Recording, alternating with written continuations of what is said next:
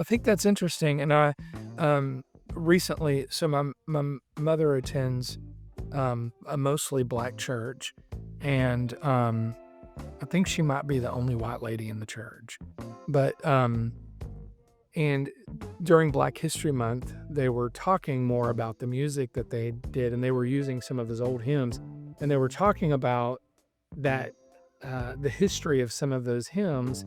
They would change the hymn if they knew there was like as they were doing the Underground Railroad, they would change the hymn, or they would modulate a key if something was happening, or they would change the verse if something was happening. So some of the reasons why they repeat some of the same course and course and course and course over and over and over again is because it goes back to everything's fine, we're going to stay with this course. When you hear me change to the verse, that's when something is coming, or that's when we've got. So it was very much a survival mechanism. And I think it's interesting that you bring that up, that you can feel that liberty or that freedom or that, and music is probably one of the most powerful and spiritual things ever, because you do feel it in your soul.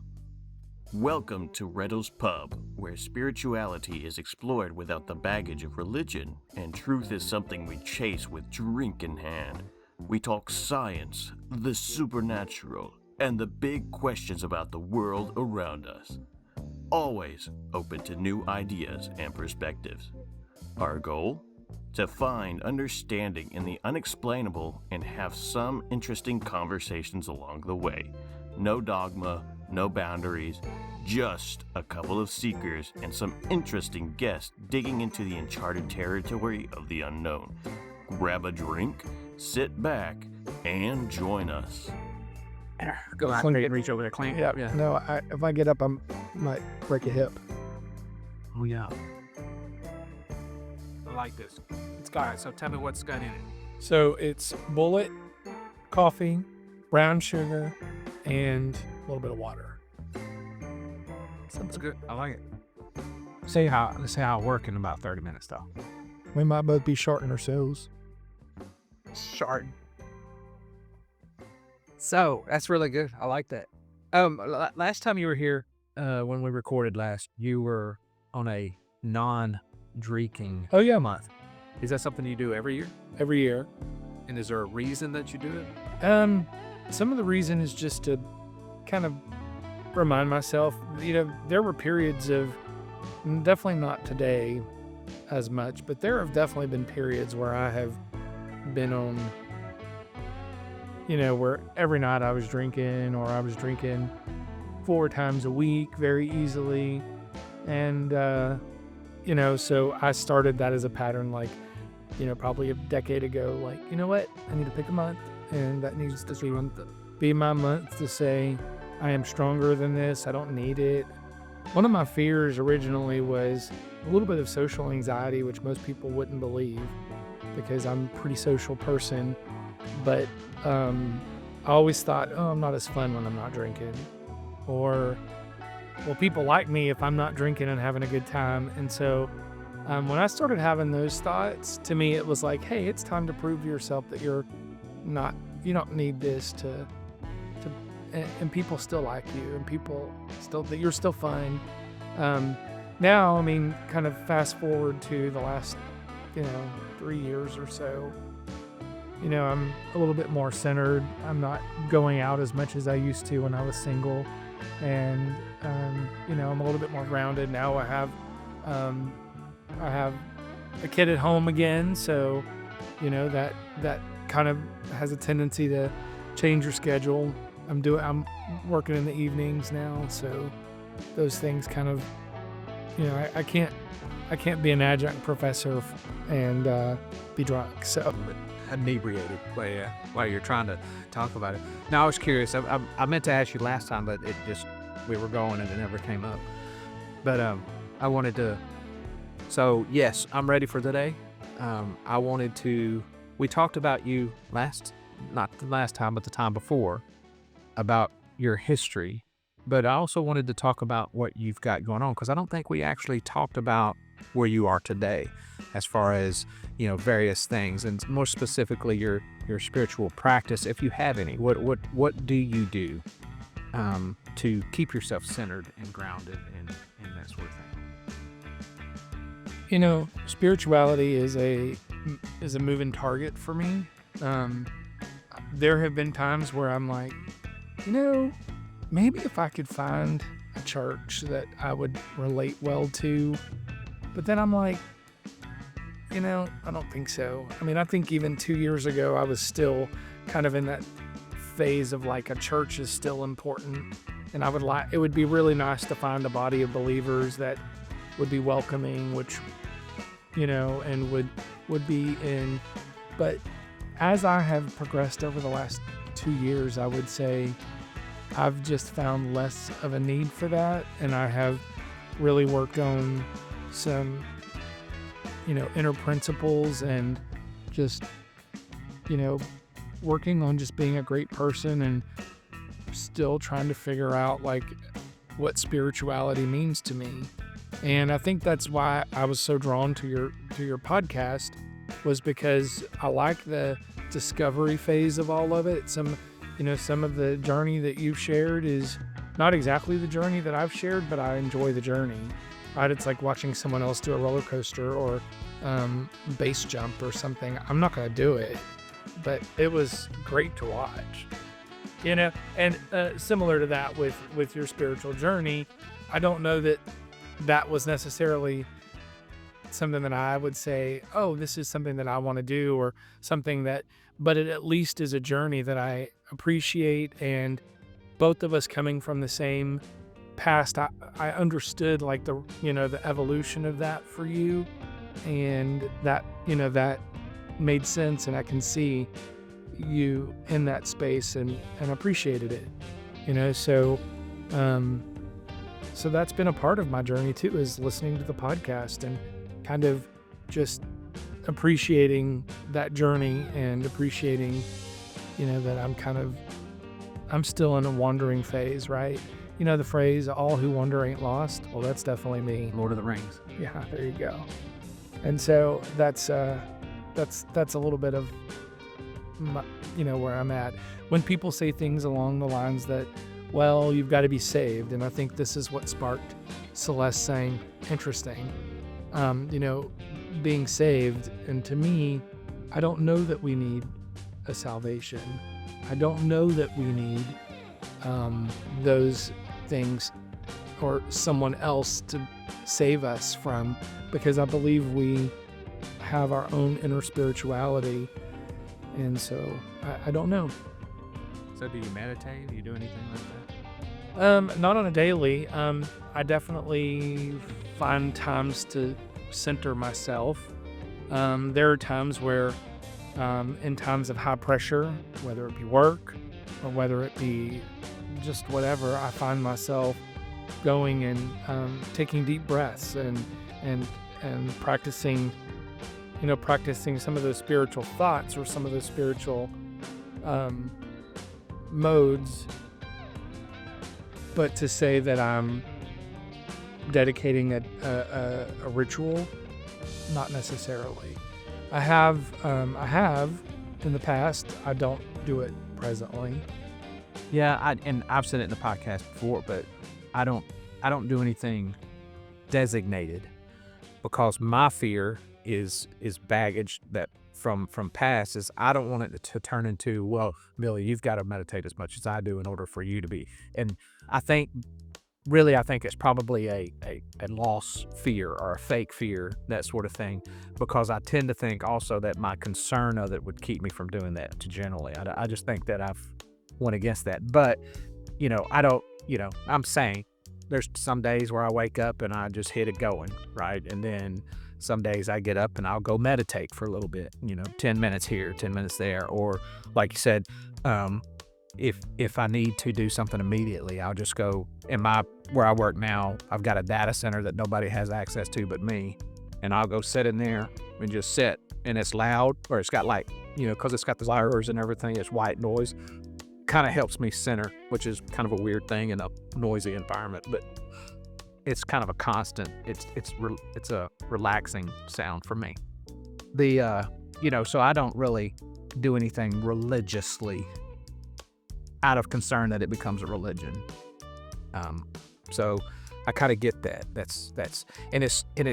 I think it makes me wonder that, like, I don't know that everything is divine, right? But the fact that you're in the last 2 years, like you said, have chased this a little bit differently, that's about when it started for me. Mine was, middle of 2022 when my stuff started, and I just started putting it out, 8 or 9 months later, still trying to figure out what the fuck was going on. And even today, I'm like, I still don't, I try to tell people what I went through, and I can't even really, even now, articulate it like I want to. Just because there's, even as good as I speak, or I try to speak well, I still don't know how to explain what happened. So did you have something like that happen to you where it was like that, or was it and not that it's good or bad, it's just different people have different journeys, right? And it's not a judgment. It's like, I'm curious, some people I meet that it's like out of the blue, it's Saul getting knocked off the donkey going to the road to Damascus, on the road to Damascus. For me, that's what it was for me. Right. It was like all of a sudden I got knocked the fuck out. Yeah. But maybe that's because I was stubborn, and I would have never seen it had I not been that way.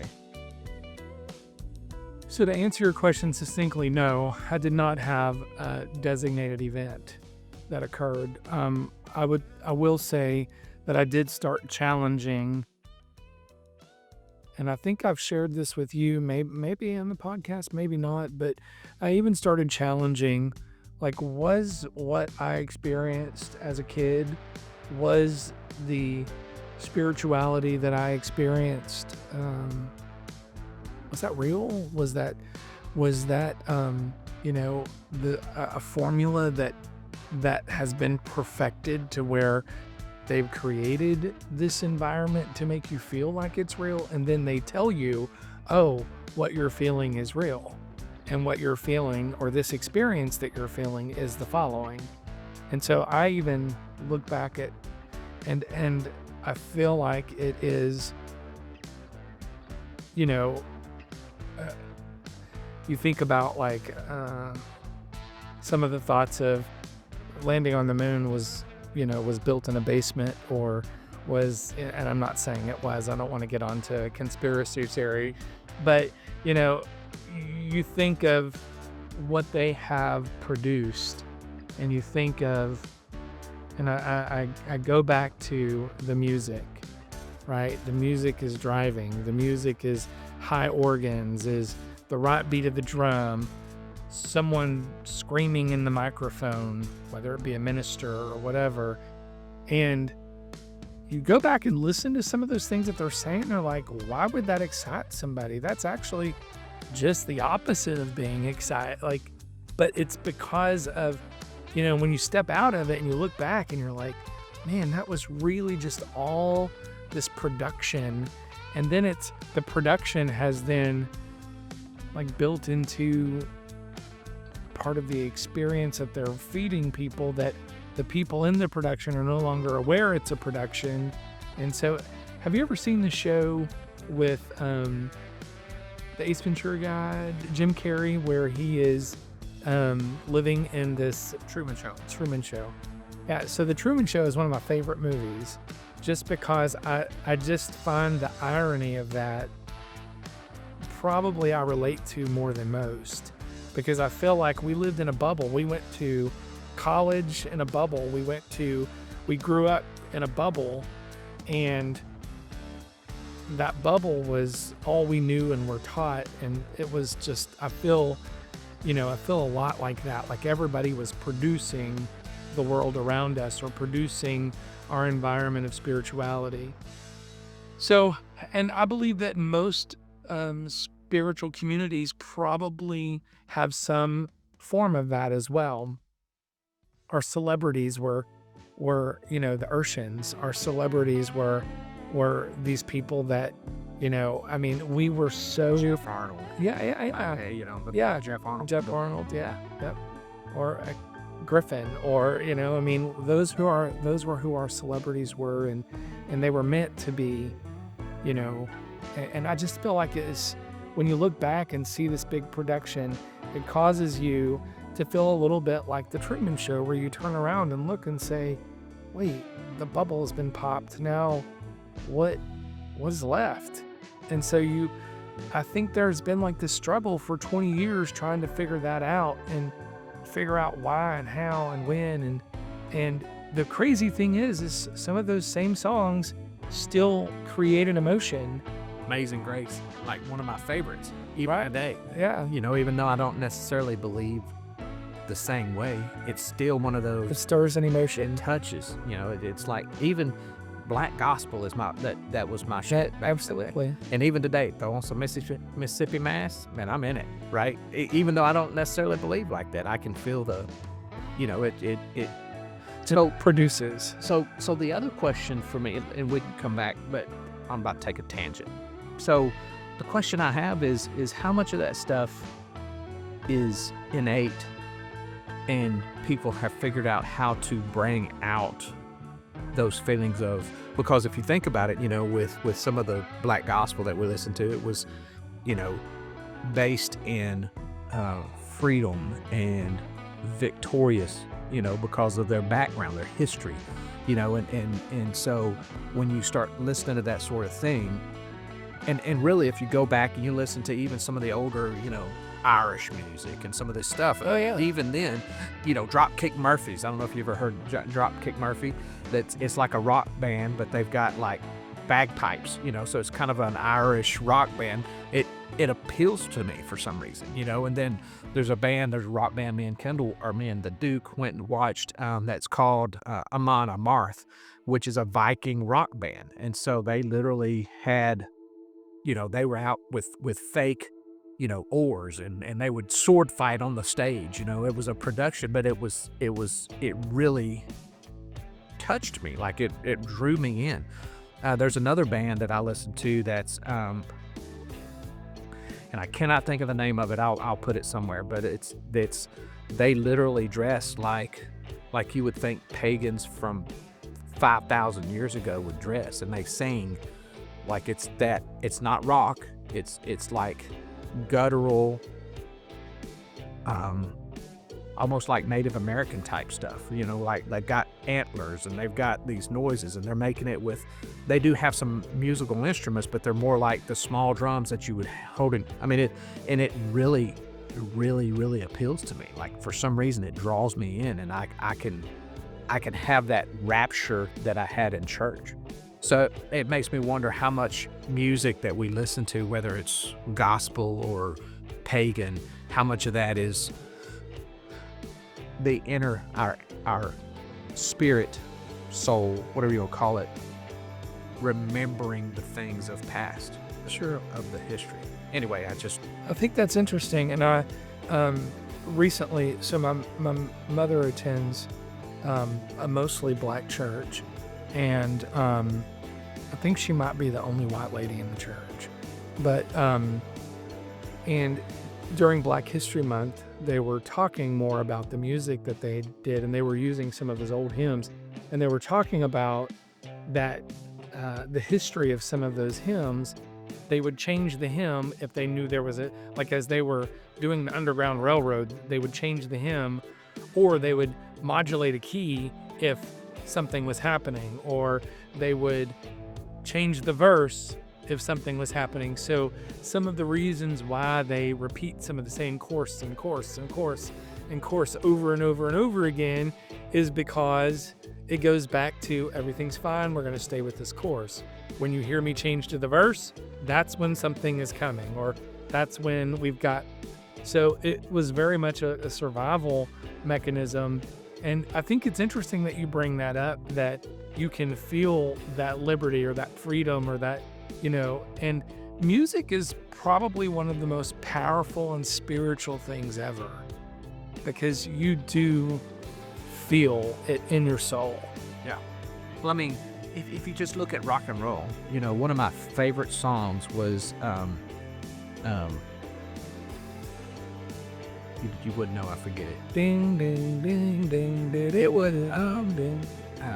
Hold on, I think I know it. I remember you playing it on the piano. Well, this was rock. This was what is that guy's name? I can see the cover. It's been a while. Since I first, yeah.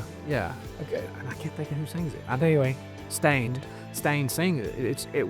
And it came out in the early 2000s. Man, Aaron Lewis, right? Yeah, I was really, really struggling with shit. Like, in that song, if you listen to the words, it was both expressed where I felt like I was, and if you listened where he says, I can't blame my father anymore.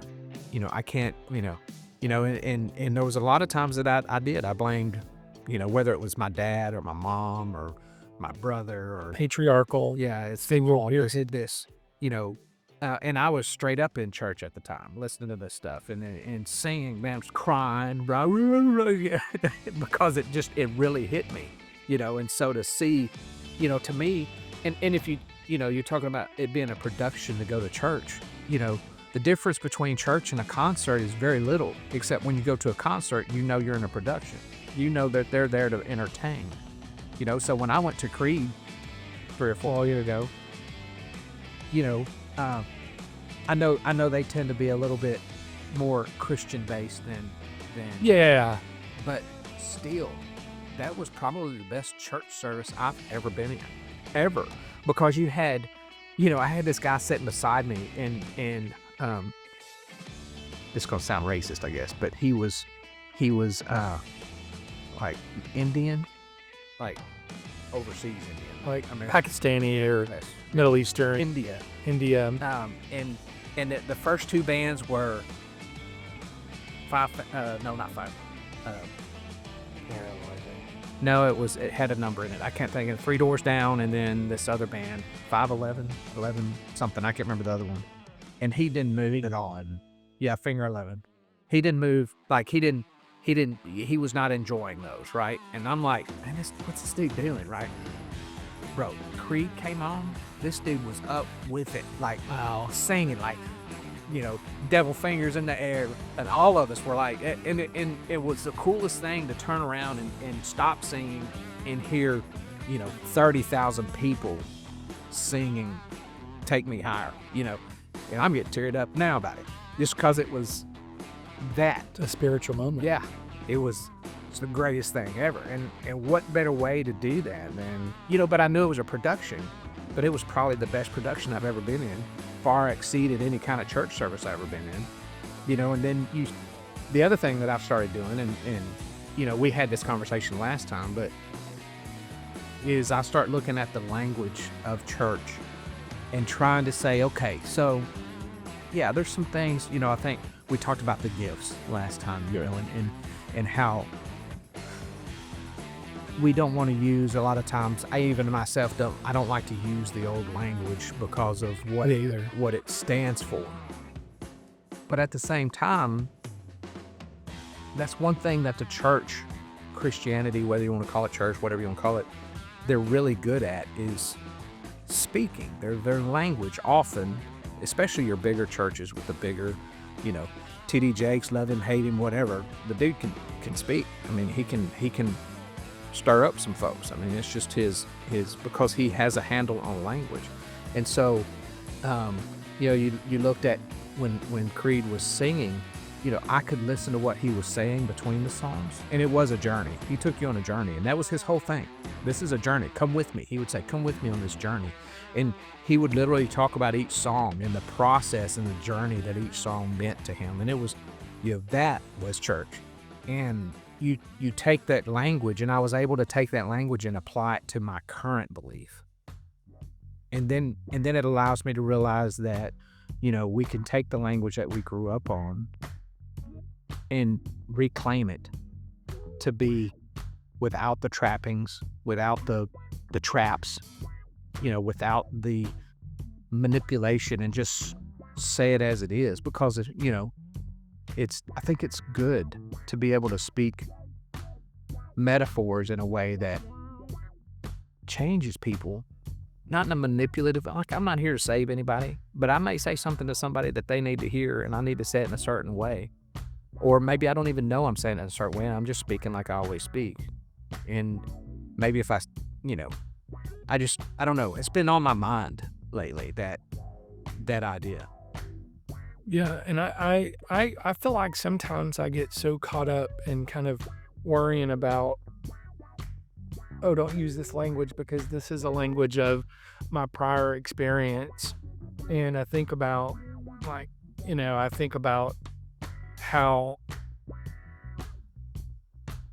well, let me say this. I am thankful that I know the language, because if I didn't, there are so many references that I would be blinded to. Yeah. So I'm thankful that I understand the language and know what that language is. And that language is evolving, more and more, as far as like Christianity and things that, the new buzzwords are something that I don't keep up with anymore, but they're still there. Some of them rotate, right? And I have,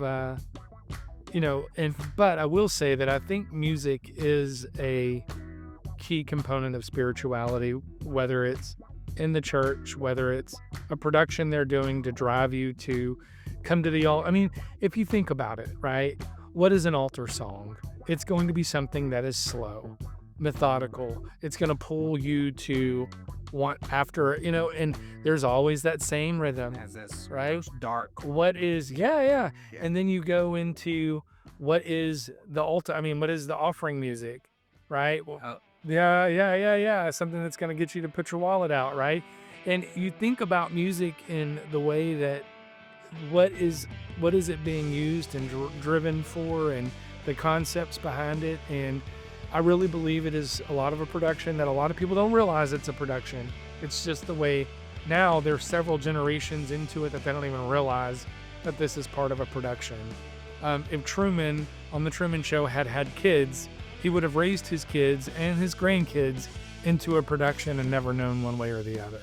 And I really feel like that analogy kind of can play into that. And so, kind of flipping back to your original question, it's